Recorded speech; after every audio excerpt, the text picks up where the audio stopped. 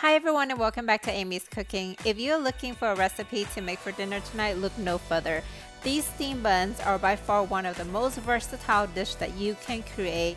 Think about all the different possibility of fillings that you can add to these buns. You can do barbecue pork, you can add meats and veggies, you can do veggies alone, you can add custards or any kind of bean paste to make it a dessert. Not only do they taste delicious, they're very nice to look at. Notice the skin on these buns. They are very shiny and very smooth. When pressed against the bun, it will bounce right back, which is an indication that the inside is very soft. But to be able to get all of these characteristics, it does require a few techniques, which I will walk you through today. If you follow the steps that I provided in this video, you will be able to get buns that taste and looks this amazing.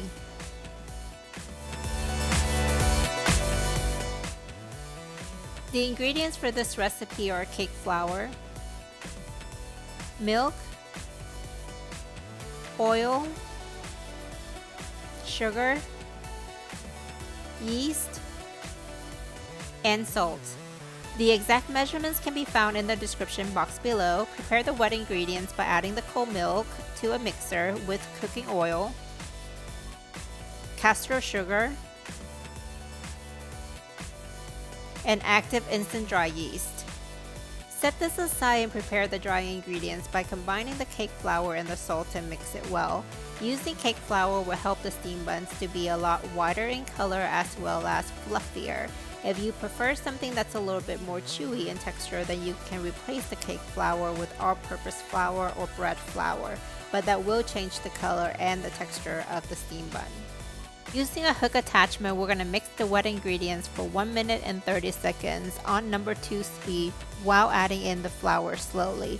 This is supposed to be a drier dough, so by doing this, we're able to help the ingredients integrate better and attach itself easier to the hook.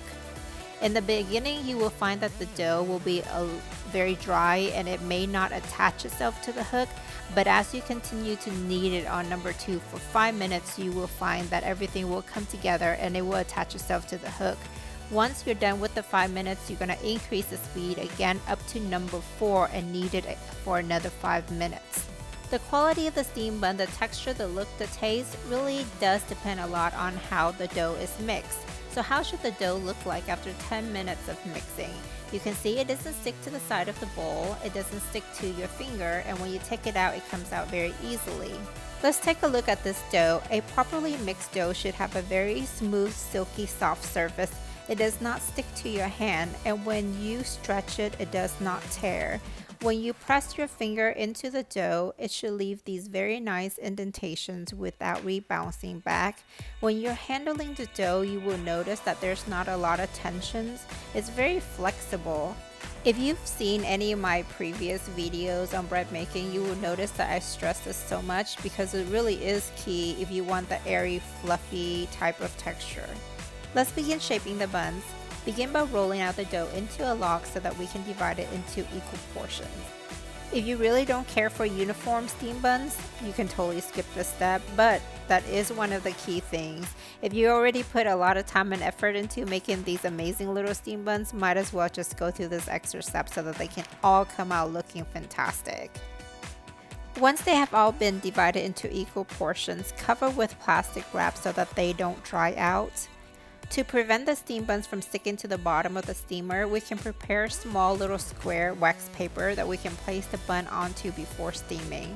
I find that the best way to do this is by cutting out 2 large big wax paper and then after that fold it into small squares like I'm folding it here, and then use a knife and run through the folded edges. Just be careful with this method with using the knife.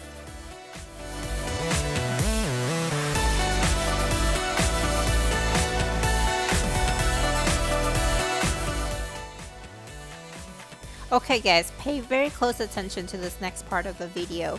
Depending on how you shape this dough, you're either going to have steamed buns that comes out looking very rough, has dimples on them, or even collapse when removed from the steamer, versus steamed buns that are going to look very round, nice, that has a very silky, smooth skin. Depending on how much air you can take out when you're shaping the dough will dictate which way the buns are going to come out. By rolling the dough into these little small logs, you are compressing the air and releasing all of that air.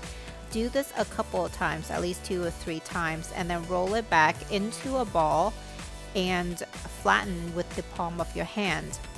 Once you flatten, use the side of your palm and then continue to compress the edges together.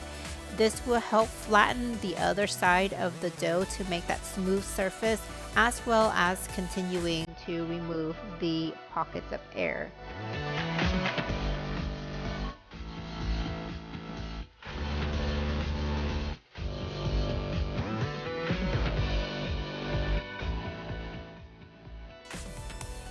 Using a drop of milk to make the backside of the ball wet, and then placing it between your fingers and move it fast in a circular motion. This will help close the backside of the ball.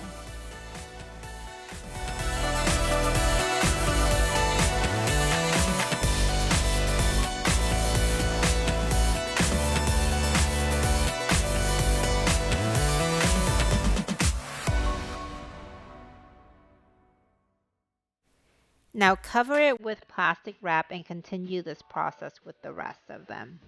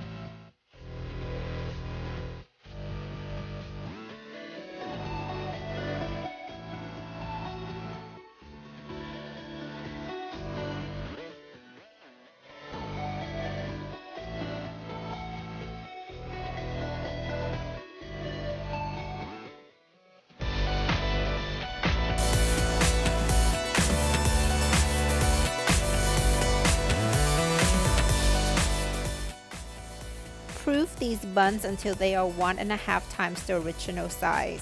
Look for these 3 things when you are testing to see if the buns are ready. Touch the side of the buns, they should feel very soft instead of hard. Before proving, the bun feels very heavy, but it should be much lighter after it's been proved. And also, you should not see any air bubbles on top of the buns. If you do, you've gone too far.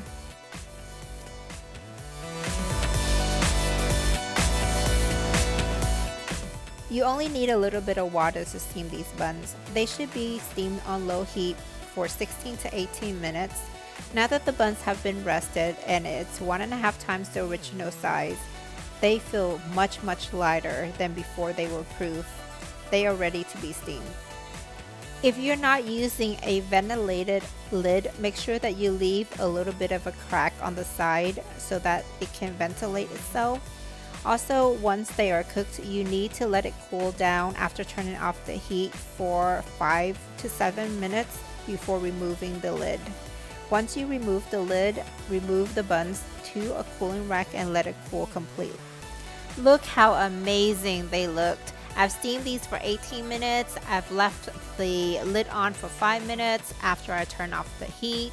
Notice the texture on top. Look how shiny, silky, and smooth the skin is. This is what you're looking for, and we achieve this by using that folding method with the palm of our hand. If you press against the bun, you can see how fluffy this is, and that's because we allowed it to rise just to the perfect size, which is 1.5 times the original size. Look at the inside of this bun. Say no more. It is just absolutely fantastic. They taste so yummy even without fillings, but if you wanted to add fillings, there are numerous types. You can do a meat and veggie, you can do a veggie by itself, you can do a dessert like a custard filling or a bean paste filling. Here I did another batch and I used barbecue pork and quail eggs and my family loved it.